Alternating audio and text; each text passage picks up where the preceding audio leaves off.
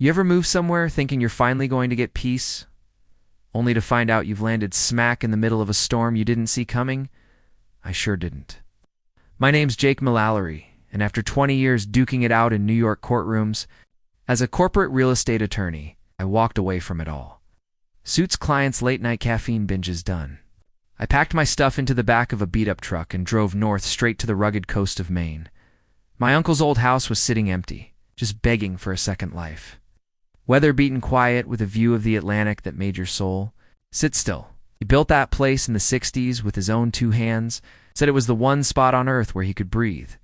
I didn't really understand what he meant until I lived there for a few months. Coffee on the porch fixing leaks with no pressure, watching seagulls fight over nothing like they were senators felt like. I was finally out of the game, retired free. And then one morning, I walked out barefoot to grab the paper and nearly tripped over a metal sign screwed into my front gate. Big block letters, shiny steel, real professional looking. It read property transfer pending, Oceancrest HOA. Actually laughed. Thought some bored kid was playing a prank. But the sign wasn't cheap, and it was bolted in. That laugh turned into a low, cold knot in my gut because I knew that game. I went inside, brewed the strongest coffee I had, and called the county registry. Woman on the line was polite, too polite.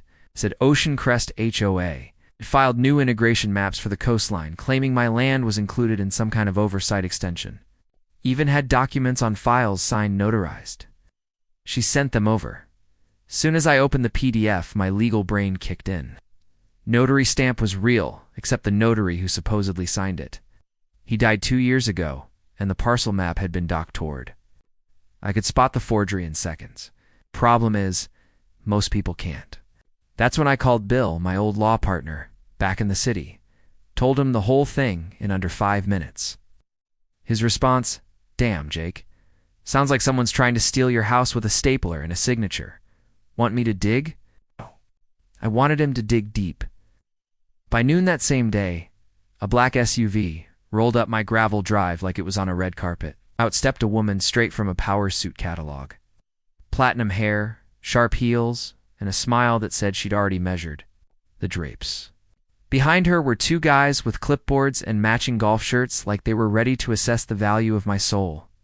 She introduced herself as Meredith Shaw, president of Oceancrest HOA, told me we needed to have a chat about the property. Transition. I just looked at her and said, "There's no transition.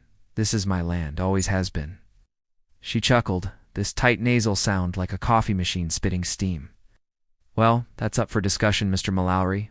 This section of coastline is now part of our managed community. It's about safety, consistency, shared responsibility." Then she handed me a manila envelope and official notice, giving me 24 hours to agree to the transfer, or else that word. I flipped the page and nearly laughed again. It was all fake but dangerous fake legal-looking headers in HOA Judicial Committee. That doesn't exist. They were trying to intimidate me into surrendering. I told her point blank this wasn't a negotiation. She was trespassing. Next time I'd bring charges. We'll be back. And boy, she meant it. The very next morning, a white van pulled up to my gate. Oceancrest Legal and Technical printed on the side.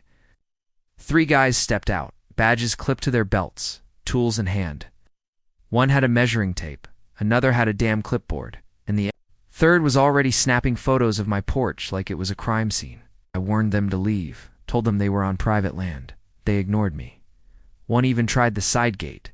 So, I stepped back inside, grabbed my shotgun, unloaded, but visible, and walked back out, holding it low. I didn't yell. I didn't wave it.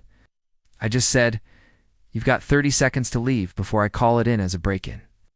The clipboard guy froze. His smirk dropped. The others backed off fast, just in time for a county patrol car to show up. Dwyer, good guy, had actually welcomed me to town a few months back. I explained everything handed him, the fake documents, the security footage, even showed him the deceased notary stamp. He looked the trespassers up and down and told them, "This isn't your jurisdiction. Leave now." Guess who showed up not? 5 minutes away? Meredith again? And this time, she tried to charm the cops like she was at a damn HOA banquet.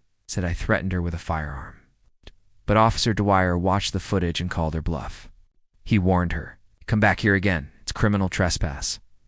She left, but not before hissing, "Can't fight progress forever." That's when I knew I had to stop playing defense.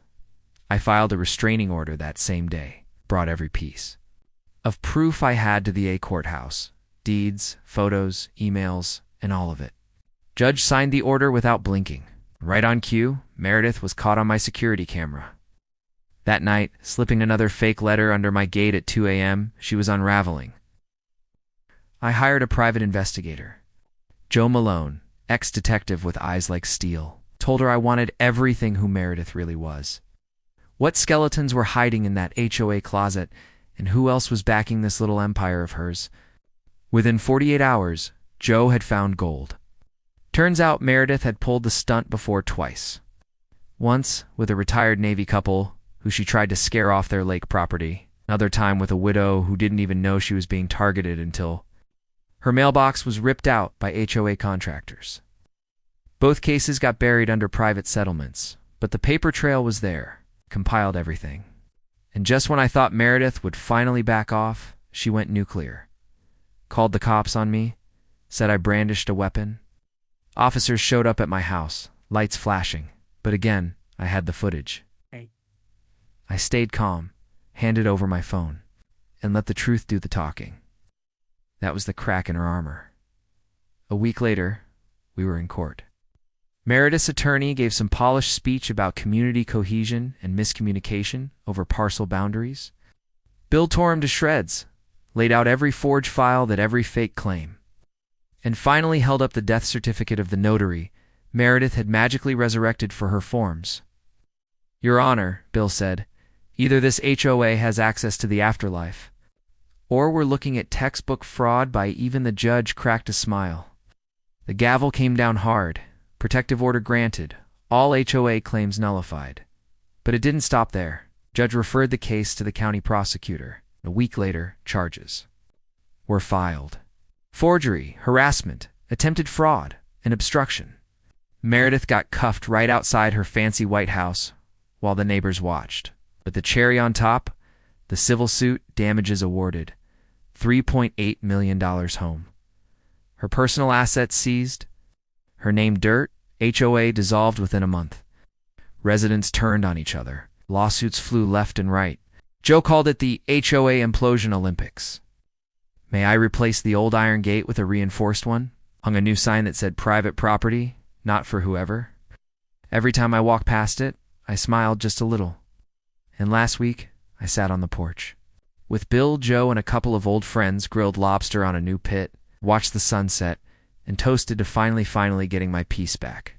So yeah, if you ever think a fake piece of paper can steal what's yours, think again. Now tell me, have you ever had to stand your ground against a corrupt HOA or someone like Meredith?